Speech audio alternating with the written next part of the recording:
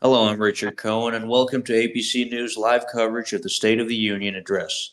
It's an honor to be featured on this network once more, and I'm happy to show this American moment with you.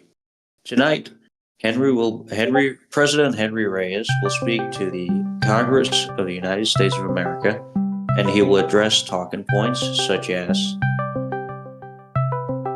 oh my God, bro, he just ruined it. Henry Reyes' 100% approval rating, his foreign relations meetings, and the Secretary of State meetings with France and the United Kingdom, his executive order to protect elections, his new border czar, Alan Caswell, who is supposed to protect the border and keep America safe, the Pentagon construction, and the Fort Knox construction. And that is all we have for the agenda tonight. So, Magapaga. Yes. So thank you, Mr. Cohen. So obviously, my name is Benjamin Goodfellow. I'm the Secretary of the Treasury, and I have been since the Carrington administration, since I presume the 27th of May, 2025. So it's a privilege to be on ABC as a special guest for this pre-State of the Union show. I'm always privileged to come on here and talk. But I think it's definitely going to be a interesting State of the Union. Obviously, I don't know much about it. I don't know what's going to be in the speech entirely. I expect some things maybe about the accomplishments Henry Reyes has achieved so far. That may come up. And I think overall it may be a very much bipartisan support message, a message of unity since the uproar of Carrington's presidency. I think there will be a bit on, as I said, unity. Let's work together. Let's, for the greater good to improve, and also very much about possibly the legacy he wants to project. But this State of the Union has more significance, I believe. I think this State of the Union will project what Henry Reyes' presidency is going to look like. Because although we've had Henry Reyes as president for 19 days, a couple of months, I don't believe that's a true Henry Reyes we're going to see this term. I think this is a changed person. He's more experienced, he's more composed. He's watched a lot of presidents and the way they do things. He's been very observant. So I think we're going to see a president which is a lot more composed, and what this speech will outline the next 2 months, 1 and a bit months under Henry Reyes, and possibly the next few. Do you agree with me there, Richard? Yeah, those remarks are 100% true, and I fully stand by it. I mean, you didn't make some good impressions of the current president. I'm very excited about what he has to say about the millions of hardworking Americans who are quite literally standing right now and are wondering what he's going to address in his big speech in the State of the Union. Of course, there are some addressments that are unclear, but we have known for so much and so that he's going to speak about potential foreign relations meetings with the United Kingdom and France. Yeah, that's an interesting point. I think there definitely will be a lot about foreign affairs in his State of the Union, Richard. I think there may be quite a bit about the United Kingdom, since he's just met with Donovan Moore yesterday. Well, and I think that was a very constructive meeting.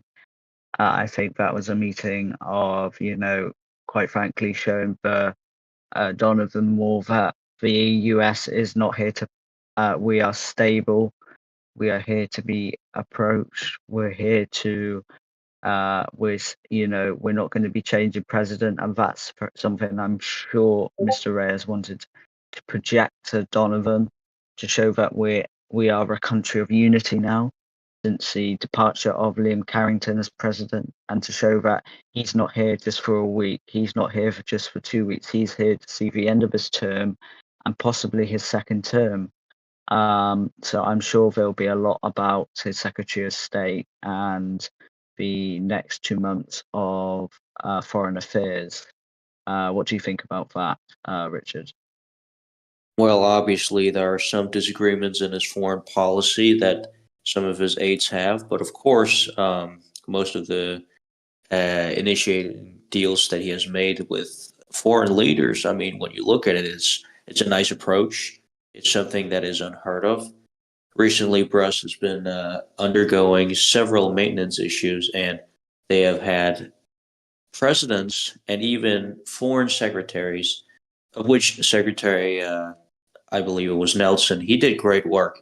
Although now with a commander in chief who's active in the foreign policy field, we've seen way more work, we've seen way more uh, stuff done.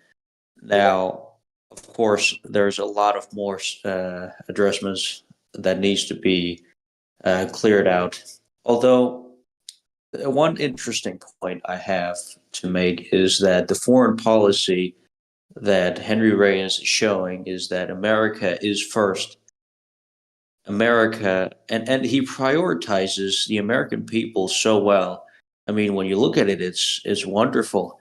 So I really believe he is in the best interest of America and the working Americans, and no, and not in the way that it's a polarized country, but in a moment of unity and strength, and the American people together, whether it's Republican or Democrat, Libertarian or Independent, we're all one American. Mm. An Right, interesting point to add, Richard, is I wonder if Ireland will come up in the president's speech today, because we know right, Ireland and the US have been having rocky to uh, the the the TSUC of Ireland has reportedly right, not been very happy with the way the US delegation has gone about the way they have. I'm aware that the TSUC has, on his media channel, GB News, posted quite strong messages about the US and his dismay for America putting America first, uh, and he's very much opposed. So we're going to see right. we're going to see either a act a strong response from Reyes today, or we may not even see a response. I wonder, but currently the relations between Ireland and the US are extremely rocky and not in a good place at all. From what I'm aware, there's a big battle between people of whether people are going to be, Ireland's going to recognize the US or not, and I think there's been a lot of inter relation, you know, disruptions. So I think this is a good talking point to address, and I think there's going to be, a lot of questions whether Reyes will bring it up. I mean, what do you think of the whole situation with the US and Ireland currently, Richard? Well, I think with Secretary Nelson already and telling me privately, Ireland has been concerned for the United States' well-being, and frankly, it bothers me as an American, and the fact that Ireland has this courage to step up and say, "Well, hey, you guys are doing bad in terms of internal structure," and I think it's a message they're trying to send that they're superior to us, and this whole ideal is hurtful to the American people. And what they've done is they've displayed this more condescending attitude, which has totally ruined the spirit of the relations. I, for myself, would say that if Ireland had respected the United States delegation a bit more, it would have gone significantly better. although we can't blame the United States for responding with a more fierce agenda, you could say. It was very unheard of from the Ireland counterpart. It was frankly rude and disrespectful. And yeah, so America, we have to put America first. And this is something that the United Nations has not seen for a while. And it is sort of a complete vogue agenda for them. It strikes them as a new form of understanding of American politics. And this sort of national policy mixing with foreign policy has totally rebranded the whole structure of the presidency and how the chief diplomat, which is the president, in this case, Henry Reyes, has shown his America First agenda in the face of the United Nations on the global stage and has proposed a more national standpoint. Yeah, absolutely. Yeah, I think, personally, I think, obviously, America is very disappointed with Ireland and their responses to the US. I think, obviously, Mr. Reyes is very disappointed with, the way Ireland has acted to the US and disrespected the US almost going on a petty rant on the news channel, especially the Taoiseach has done this, and it's just been overall really disrespectful to the president. And I think, obviously, I think Ireland needs to step down, reassess it at their points, and think, is this worth it? Because obviously, Ireland is a group which is respected. I'm not saying Ireland isn't a respected group.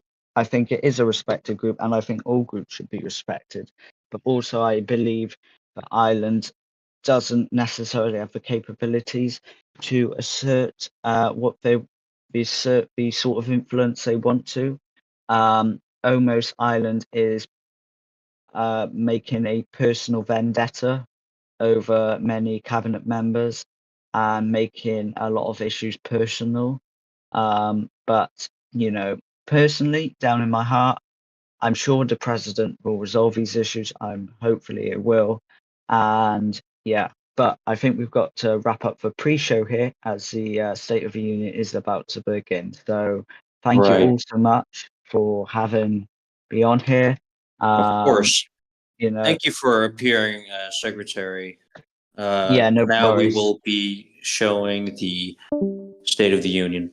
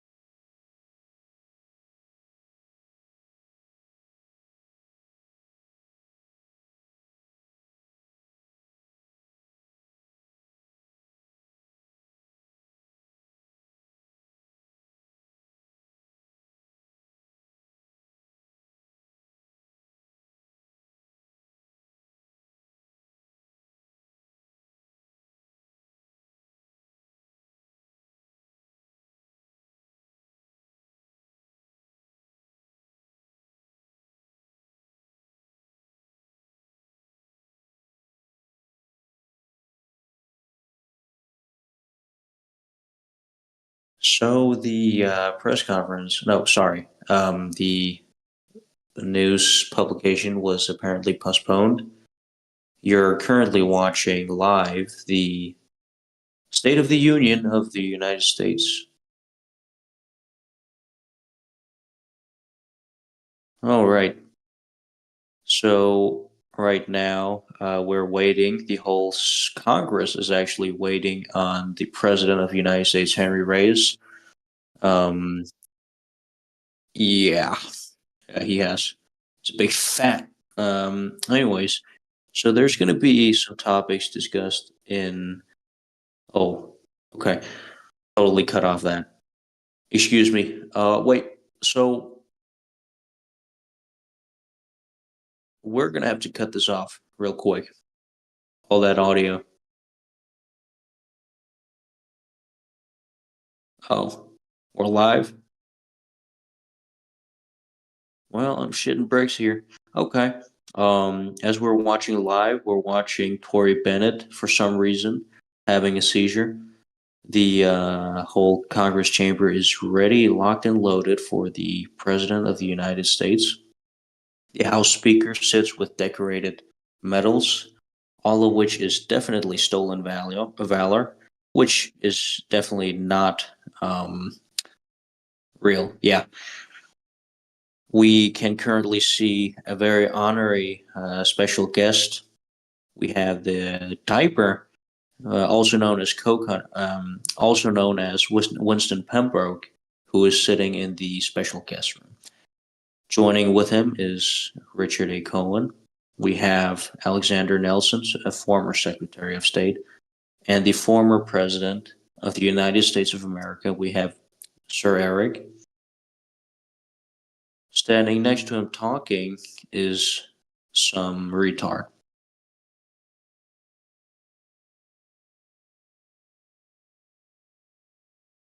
It seems that the Congress is getting ready to host the State of the Union.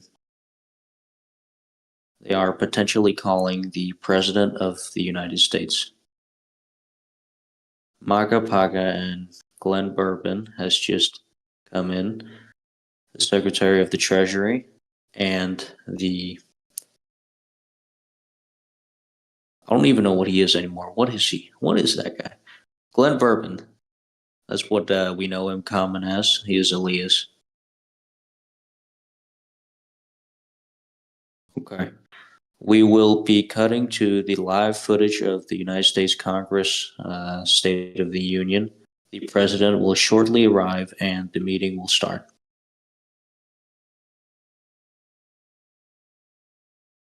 Thank you for staying tuned and keep on watching.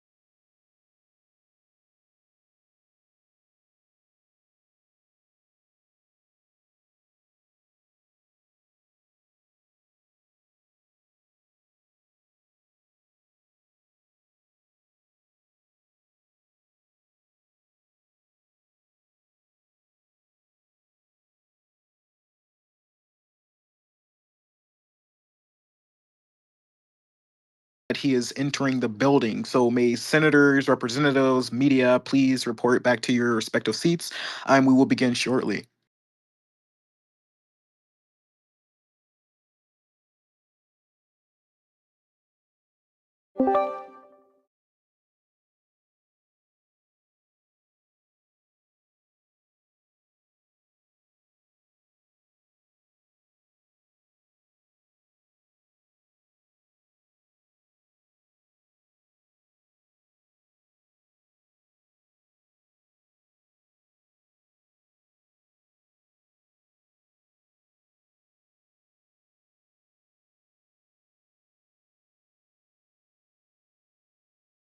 Whoever is dealing with the camera, can we get the camera turned back on?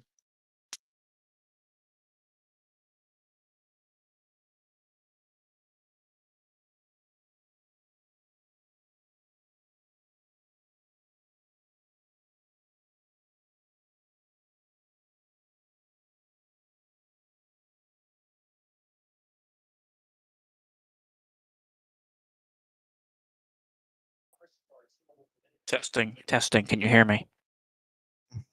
I had my mic off. That's why you couldn't hear Okay. me. Mr. Speaker, the Cabinet of the United States.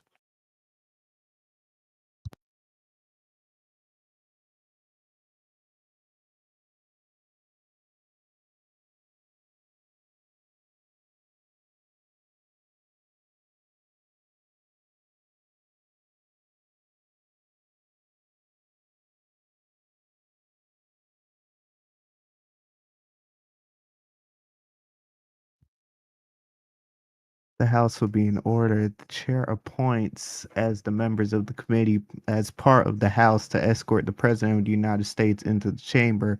Representative from Florida, Mason Lord.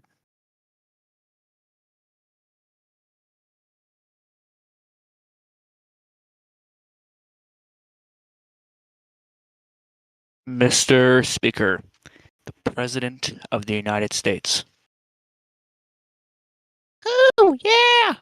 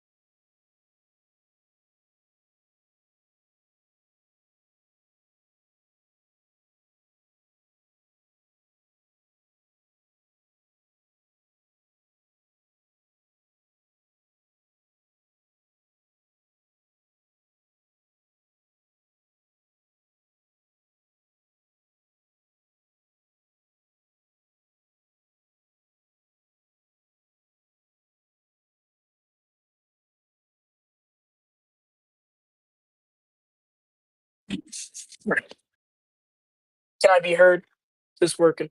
Ladies and gentlemen, and members of Congress, it is my distinct privilege and honor to present to you the President of the United States, who will deliver the State of the Union address. Thank you. Thank you. All right. Thank you, Mr. President Pro Tempore, Mr. Speaker, House Majority Leader, the House Majority Whip, honorable congressional members, and venerable guests. Welcome to the State of the Union address. It is an honor to be standing before you in this immaculate chamber. The space and atmosphere of our country is truly unmatched, especially in the face of such progress. Thanks to our incredible legislators and leaders in Congress, such as Mason Lord, Dick Tentacles, Antone Cades, and many other venerable legislators, we have tackled such weighty questions of challenge, from economics to education, border security to election security. We've got so much ground to cover, but we're off to an exceptional start so far. And I thank you all for being a part of this journey. I recently met with members of the international community to open up lines of diplomatic dialogue. They have been awesomely welcoming and supportive to my ascension to the presidency. I recently met with the German Chancellor and the German President Schmidt. Our meeting was filled with tremendous enthusiasm and interest, question after question on policy, possible international collaboration, and of course, mutual recognition. I also had the incredible honor to meet with the Prime Minister of the United Kingdom. His hospitality and his exceptional enthusiasm was remarkable, to say the least. I truly enjoyed his company, and I heard nothing but compliments from my delegation. Prime Minister Moore was nothing short of sharp on international affairs, always swift in his responses and succinct in his remarks. I appreciate his willingness toward taking the next leap in American English statesmanship. His bravery is evident, and I revere him for his courage. I look forward to seeing him once more and having more engaging conversations on the issues of the global stage. My Secretary of State, Johnny Moran, a worthy successor of the secretaries before him, including Deputy Secretary of State Layden Mader, have assisted greatly in that process. Secretary Moran recently met with the French President Marc Beaumont, and he impressed me with his ability to engage in meaningful dialogue and ensure that the American diplomatic agenda was properly communicated. I also thank his partner in the meeting, President Beaumont, for hosting Secretary Moran in the splendor of the presidential palace in France. It's an important moment to share culture, and a presidential palace in France is such a wonderful venue to perform such a duty. Secretary Moran should be proud of his work and achievements in the State Department, although his recent time in the State Department has been brief. I can only imagine the heights that he will travel in foreign policy with his Deputy Secretary of State, Layden Mader. Foreign policy has been a hallmark of my career from my many days as Secretary of State to the presidency. As I stand before you, I vow to continue the legacy of peaceful and prosperous American statesmanship. Another example of American democracy and leadership hard at work would be my impeccable cabinet. I couldn't ask for a better group of people ready to serve this great nation and this exemplary government. I renominated a prominent former cabinet secretary, Mark Keating, to lead the charge of the Department of Commerce and Labor. Mr. Keating has been an incredible staple to American resilience, Mr. coming back. President, if I may. Mhm. Members are reminded to uphold and maintain decorum within this chamber. If you do not, I will have you removed from this chamber. Thank you. You may go on. Thank you.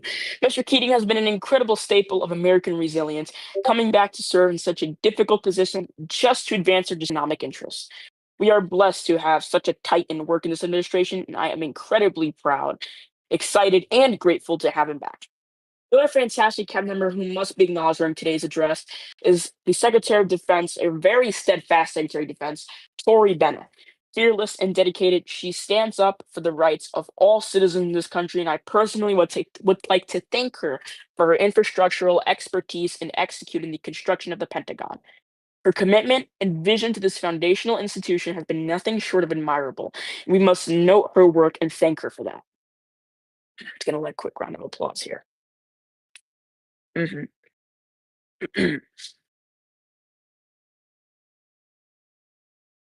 Thank you. Thank you. All right.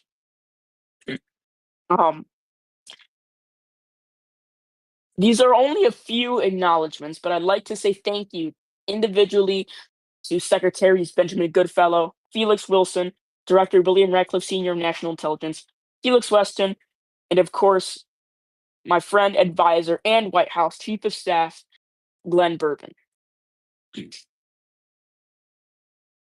Thank you for being brave in the company of dissonance, and thank you for being so patient, kind, and thank you for advising me, and most importantly, thank you for your incredible service to our nation. We all sometimes take this economy for granted and forget who works behind the scenes to keep it that way. Under Secretary Benjamin Goodfellow of the Treasury Department, we balanced our entire national debt portfolio in less than 1 month. That deserves a round of applause for our Treasury Secretary. Thank you, Mr. Goodfellow. Thank you. Thank you.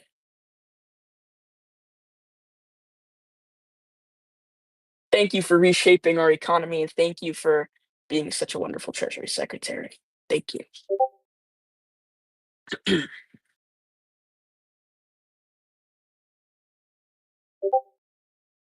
All right. This economic achievement has made it possible for small businesses to thrive and grow.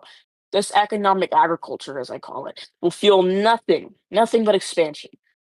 One of my most deepest and most profound concerns is with making sure businesses are getting better suited to enter the free market, which is why I'm looking forward to proposing and signing more executive orders and collaborating with Congress to help address that challenge. Economic development isn't just a matter of choice, it is a matter of priority. And I'm making it my top priority on domestic policy before you tonight. I've mentioned my executive orders briefly, and I'd like to highlight a few for the clarity of this chamber and for Congress. My Oh, most recent exec. one moment. Excuse me, members are reminded to maintain decorum while you're inside of this chamber. You will be removed. There will be order. There will be order in here. There will be order. The chair hereby directs the sergeant at arms to regain order and decorum within the joint session. Any member who continues to disrupt the joint session shall be removed by the sergeant at arms. There will be order. There will be order. There will be order. There will be order. The sergeant at arms, please remove them from this chamber. Thank you. Okay. I mentioned my executive orders briefly, but I like to highlight a few for the clarity of this chamber and this lovely Congress. One of my most recent executive orders, I believe, is one of the most important and significant. Executive Order number 5 to preserve security in United States elections by improving Homeland Security readiness. Me and a myriad of advisors have worked to make sure that our election security system is never compromised. That is simply not how democracy operates. This executive order will uphold the fundamental American principle. Executive Order number 4, ensuring fairness within the United States government and ensuring the federal government operates on merit and qualifications. And what I'm about to say may hurt some people, maybe that one person over there on the other side of the chamber. The camera could just redirect, just turn its way right there. Right there. Madam Kai West, right there. That one right there. I will not tolerate wokeism in my administration. I will always stand by members of the government with merit and qualifications over those with privilege or Gasp. special treatment. And I like to point at Kai West for that over there. Executive Order number 3, establishing the Office of Executive Associate Director of Enforcement and Removal Operations to protect American integrity and borders. We must protect and defend our border. The establishment of such an office only suits the essence of this philosophy. Executive Order number 2, revitalizing American transparency and communications with media corporations. American government officials have been silent for far too long on the important matters of this country. And I'd like to give media corporations the transparency they need, they want, and they deserve. Because all court decisions should be privy to the people of this great country. Executive Order number 1, establishing the Foreign Policy Advisory Council to preserve the United States' foreign objectives. I've covered the accolades we have made in recent foreign affairs, especially with the 3 consecutive visits one day with Germany, United Kingdom, and France. However, I've covered these accolades we have made in recent foreign affairs. However, this executive order will hopefully allow us to make that prosperity permanent and be a lasting achievement of the Reyes administration that will succeed us all. These executive orders are, as always, in the favor of this majestic republic. I look forward to viewing their impact on the remainder of my term and the positive outpouring of results. The Reyes administration is not just a beacon of glory for myself, but is a monument to the new era of American leadership, strength, resiliency, unity, and growth. This glittering mecca of statesmanship, domestic doctrine, and leadership second to none will hopefully go down in the history books as a team effort. Now, as I wrap up my words today, I'd like to leave you with these immortal and important words of former Secretary of State Henry Kissinger. World order now means, in effect, the establishment of compatible priorities. I've offered my priorities, shared my priorities tonight. And priorities built on shared values, enduring purpose, and the belief that America's best days lie ahead. I hope you find those compatible. So, with that, thank you. God bless our troops. God bless you. And God bless the United Excuse me, States of there will America. be order, please. There will be order. There will be order. Thank Thank you. you. Thank you, Mr. Speaker. Thank you. God bless you. Thank you. Thank you. God bless you. And God bless the United States of America. Excuse me, there will be order. There will be order. There will be order. There will be order. Members are reminded to maintain decorum. There will be order, please. Thank you all. And thank you I so mean, much. honestly, we could not. There will be order. Thank you. There Thank you, there Mr. will Speaker. be order. Shakes hand. Does not Shakes shake. hand. Slaps hand away cutely. Shakes hand. Honestly, I can't believe it. We cannot be clapping for failed establishments. There will be order. There will be order. There will be order. Please be reminded that we have not ended this. There will be order. There will be order. There will be order. The chair has declared the House now dissolved. The House will now continue in recess, subject to the call of the chair. Thank you all.